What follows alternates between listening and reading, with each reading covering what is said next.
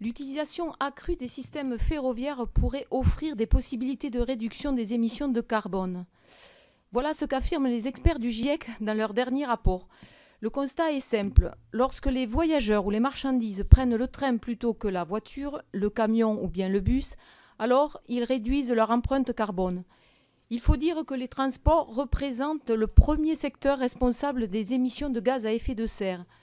Nous avons avec le train un formidable outil pour atténuer au maximum les effets du changement climatique. Alors, logiquement, quand les membres de la Convention citoyenne pour le climat ont dû se prononcer, 95,9% ont considéré qu'il fallait créer les conditions d'un retour fort à l'usage du train au-delà des voies à grande vitesse. Malheureusement, la France a un train de retard. Force est de constater qu'en dehors des grandes lignes et des zones urbaines, accéder au train n'est pas à la portée de toutes et tous, notamment dans les territoires ruraux à faible ou moyenne densité. Les lignes du quotidien souffrent d'un sous-investissement chronique. Les trajets se rallongent et les lignes disparaissent. Quant au fret, l'ouverture à la concurrence en 2006 l'a éteint à petit feu.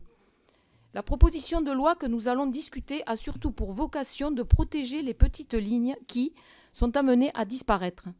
C'est essentiel, c'est un premier pas, c'est la condition impérative pour ensuite redonner vie aux dessertes fines. Nous proposerons par nos amendements de faire un pas de plus en facilitant le report modal et en valorisant ces petites lignes. Le réchauffement climatique nous presse, nous devons être ambitieux et donc à minima permettre à ce texte d'aboutir.